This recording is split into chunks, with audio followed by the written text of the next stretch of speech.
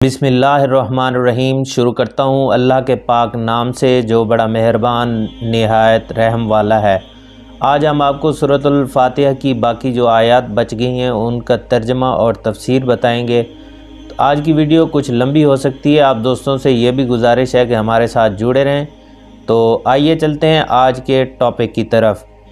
अर्रहमानिर्रहीम मालिक यौमिद्दीन इय्याका नअबुदु व इय्याका नस्तईन इहदिनस सिरातल मुस्तकीम सिरातल लज़ीना अनअमता अलैहिम गैरिल मग़ज़ूबि अलैहिम वलद्दाल्लीन।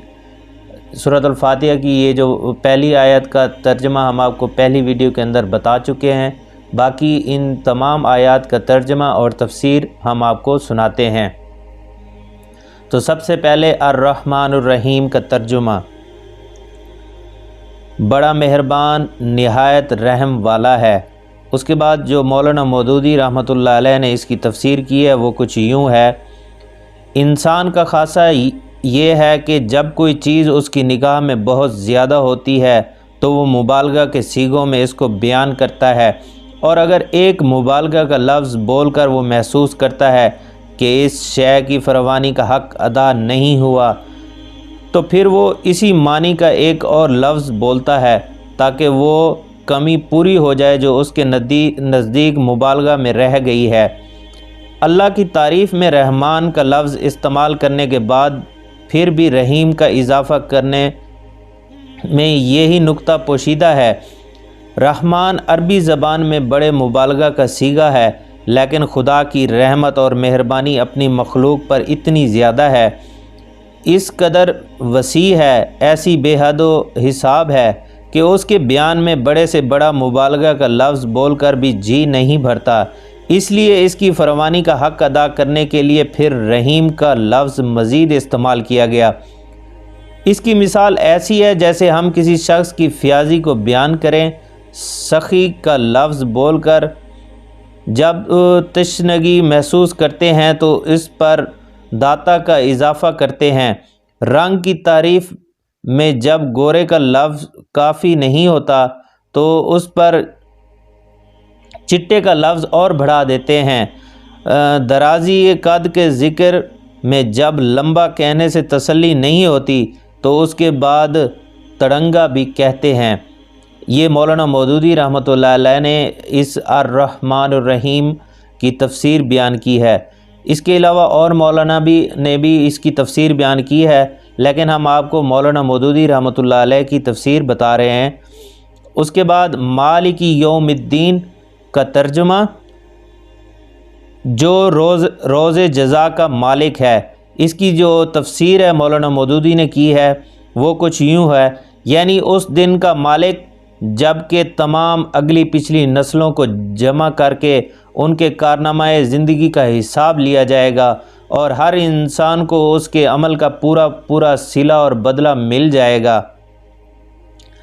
अल्लाह की तारीफ़ में रहमान और रहीम कहने के बाद मालिक रोज़े जज़ा कहने से ये बात निकलती है कि वो बड़ा ही मेहरबान है। वो निरा मेहरबान ही नहीं बल्कि मुनसिफ भी है, और मुनसिफ भी ऐसा बाइख्तियार मुनसिफ है कि हर आखिरी फ़ैसले के रोज़ वही पूरे इक़्तिदार का मालिक होगा, ना कि उसकी सज़ा में कोई मज़ाहम हो सकेगा और ना जज़ा में माने। लिहाजा हम इसकी रबूबियत और रहमत की बिना पर उससे मोहब्बत ही नहीं करते बल्कि उसके इंसाफ की बिना पर उससे डरते भी हैं, और ये एहसास भी रखते हैं कि हमारे इंजाम की भलाई और बुराई का बकुलिया उसी के इख्तियार में है। ये मौलाना मौदूदी रहमतुल्लाह अलैह ने मालिकी यौमिद्दीन की तफसीर बयान की है। उसके बाद इय्याका नअबुदु व इय्याका नस्तईन का तर्जुमा, हम सिर्फ़ तेरी ही इबादत करते हैं और सिर्फ़ तुझ ही से मदद चाहते हैं। इसकी जो तफसीर है वो मौलाना मौदूदी रहमतुल्लाह अलैह ने कुछ यूँ बयान की है। इबादत का लफ्ज़ भी अरबी ज़बान में 3 मानों में इस्तेमाल होता है। इसमें नंबर 1 पर पूजा और परस्तिश, इताअत और फरमाबरदारी, बंदगी और ग़ुलामी। इस मकाम पर तीनों मानी बैक्त वक्त मुराद हैं, यानी हम तेरे परस्तार भी हैं, مطیع فرمان بھی ہیں اور بندہ و غلام بھی، اور بات صرف اتنی ہی نہیں کہ ہم تیرے ساتھ یہ تعلق رکھتے ہیں، بلکہ واقعی حقیقت یہ ہے کہ ہمارا یہ تعلق صرف تیرے ہی ساتھ ہے۔ ان تینوں معنوں میں سے کسی معنی میں بھی کوئی دوسرا معبود نہیں ہے، یعنی تیرے ساتھ ہمارا تعلق محض عبادت ہی کا نہیں بلکہ استعانت کا تعلق بھی ہم تیرے ہی ساتھ رکھتے ہیں۔ ہمیں معلوم ہے کہ ساری کائنات کا رب تو ہی ہے، اور اس ساری طاقتیں تیرے ہی ہاتھ میں ہیں، اور ساری نعمتوں کا تو ہی اکیلا مالک ہے، اس لیے ہم اپنی تمام حاجتوں کا طلب بھی تیری طرف کرتے ہیں اور تیری طرف رجوع کرتے ہیں۔ تیری ہی آگے ہمارا ہاتھ پھیلتا ہے اور تیری ہی مدد میں ہمارا پورا اعتماد ہے۔ اسی بنا پر ہم اپنی یہ درخواست لے کر تیری خدمت میں حاضر ہوئے ہیں۔ یہ مولانا مودودی رحمۃ اللہ علیہ نے تفسیر بیان کی ہے ایاک نعبد و ایاک نستعین کی۔ اس کے بعد اہدنا الصراط المستقیم، اس کا ترجمہ ہمیں سیدھی اور سچی راہ پر چلا۔ مولانا مودودی رحمۃ اللہ علیہ نے اس کی تفسیر کچھ یوں بیان کی ہے، یعنی زندگی کے ہر شعبہ میں خیال اور عمل اور برتاؤ کا وہ طریقہ ہمیں بتا جو بالکل صحیح ہو، جس میں غلط بینی اور غلط کاری اور بد انجامی کا خطرہ نہ ہو، جس پر چل کر ہم سچی فلاح و سعادت حاصل کر سکیں۔ یہ ہے وہ درخواست جو قرآن کا مطالعہ شروع کرتے ہوئے بندہ اپنے خدا کے حضور پیش کرتا ہے۔ اس کی گزارش یہ ہے کہ آپ ہماری رہنمائی فرمائیں اور ہمیں بتائیں کہ قیاسی فلسفوں کی اس بھول بھلیاں میں حقیقت نفس الامری کیا ہے، اخلاق کی ان مختلف نظریات میں صحیح نظام اخلاق کون سا ہے، زندگی کے ان بے شمار پگڈنڈیوں کے درمیان فکر و عمل کی سیدھی اور صاف شاہراہ کون سی ہے۔ اس کے بعد غیر المغضوب علیہم ولا الضالین، اس کا ترجمہ کچھ یوں ہے، ان کی نہیں جن پر غضب کیا اور نہ گمراہوں کی۔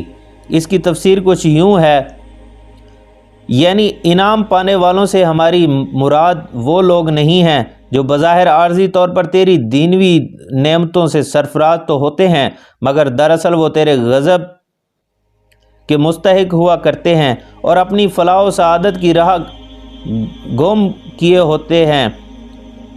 اس سلبی تشریح سے یہ بات خود کھل کر واضح ہو جاتی ہے کہ انعام سے مراد ہماری حقیقی اور پائیدار انعامات ہی ہیں جو راست روی اور خدا کی خوشنودی کے نتیجہ میں ملا کرتے ہیں، نہ کہ وہ عارضی اور نمائشی انعامات جو پہلے بھی فرعونوں اور نمرودوں اور قارونوں کو ملتے رہے ہیں اور آج بھی ہماری آنکھوں کے سامنے بڑے بڑے ظالموں اور بدکاروں اور گمراہوں کو ملے ہوئے ہیں۔ یہ سورۃ الفاتحہ ہے جو ہم 5 وقت کی نماز کے اندر پڑھتے ہیں، اور ہمیں یہ پتہ ہی نہیں کہ ہم اللہ سے کیا مانگ رہے ہیں۔ کچھ پڑھ بھی لیں، اسلام ہے، اسے جتنا پڑھیں گے اتنا ہی زیادہ سمجھ آئے گا۔ یہ اسلام ہے، اتنا آسان ہے کہ ہم ایک دفعہ پڑھ کے تو دیکھیں۔ میں آپ کوشش کر رہا ہوں کہ آپ کو تفسیر بتاؤں۔ ہم قرآن صرف عربی میں ہی پڑھتے ہیں، نہ اس کا ترجمہ پڑھتے ہیں اور نہ ہی تفسیر، تو ہمیں پتہ کیا چلے گا کہ اسلام ہمیں کیا بتا رہا ہے۔ تو امید کرتا ہوں کہ آج کی ویڈیو اچھی لگی ہوگی۔ اگر ویڈیو کے اندر کوئی غلطی ہے، کوئی کوتاہی ہے، تو سب سے پہلے میں اپنے رب سے معافی چاہتا ہوں، اللہ مجھے بخش دے۔ اس کے بعد اگر آپ دوست کوئی چیز پوائنٹ نوٹ کرتے ہیں تو کمنٹ کر کے مجھے بتائیں اور میری غلطی کی نشاندہی کریں تاکہ میں اس کی تصحیح کروں۔ اور اگلی ویڈیو تک کے لیے ہمیں بھی اجازت دیجیے۔ اللہ حافظ، السلام علیکم ورحمۃ اللہ۔